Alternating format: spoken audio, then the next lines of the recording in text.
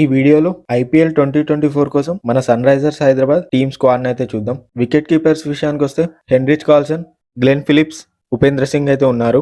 ఇక బ్యాట్స్మెన్ విషయానికి వస్తే Rahul Tripathi, Mayank Agarwal, Abdul Samad, Aiden Markram, Anmolpreet Singh, Travis Head ఉన్నారు. ఆల్రౌండర్స్ విషయానికి వస్తే Washington Sundar, Abhishek Sharma, Marco Jansen, Shahbaz Ahmed, Sanvir Singh, Nitish Kumar, Wanindu Hasaranga, Pat Cummins ఉన్నారు. ఇక బౌలర్ల విషయానికి వస్తే భువనేశ్వర్ కుమార్, ఉమ్రాన్ మాలిక్, టీ నటరాజన్, మయాంక్ మార్కండే, ఫజల్లా ఫరూకీ, జయదేవ్ నందకట్, జయా సుబ్రహ్మణ్యన్, ఆకాష్ సింగ్ ఉన్నారు. సో ఎస్ఆర్ఎస్ టీం దగ్గర అయితే మంచి స్ట్రాంగ్ స్క్వాడ్ అయితే ఉంది.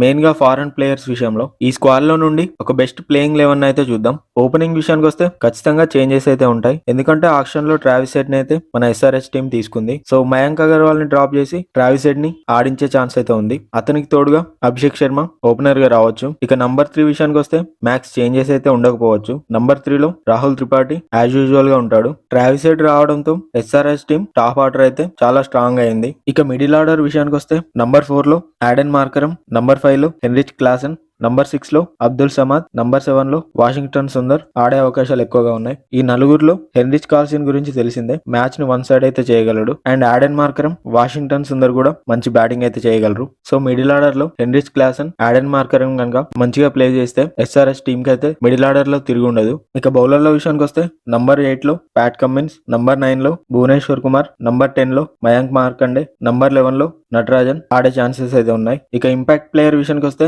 ఉమ్రాన్ మాలిక్ ఆడడానికి ఎక్కువ ఛాన్సెస్ అయితే ఉన్నాయి. మన బౌలర్ల విషయంలో ఎస్ఆర్ఎస్ టీం ముందు నుండే స్ట్రాంగ్ గా ఉంది. ఇప్పుడు ప్యాట్ కమ్మిన్స్ రావడంతో ఎస్ఆర్ఎస్ బౌలింగ్ లైనప్ ఇంకా స్ట్రాంగ్ గా తయారైందని నేను అనుకుంటున్నా. సో మన ఎస్ఆర్ఎస్ ప్లేయింగ్ 11 అయితే మ్యాక్స్ ఇలానే ఉండవచ్చు. సో ఎస్ఆర్ఎస్ టీమ్ లో ట్రావిస్ హెడ్, ప్యాట్ కమ్మిన్స్ కాకుండా పెద్దగా చేంజెస్ అయితే ఏమి ఉండవని నేను అనుకుంటున్నా. సో చూద్దాం ఈసారి ఐపీఎల్ లో మన ఎస్ఆర్ఎస్ టీం ఎలా పర్ఫార్మ్ చేస్తుందో. I hope you like the video and మరిన్ని ఇలాంటి క్రికెట్ అప్డేట్స్ కోసం మన ఛానల్ ని సబ్స్క్రైబ్ చేసుకోండి.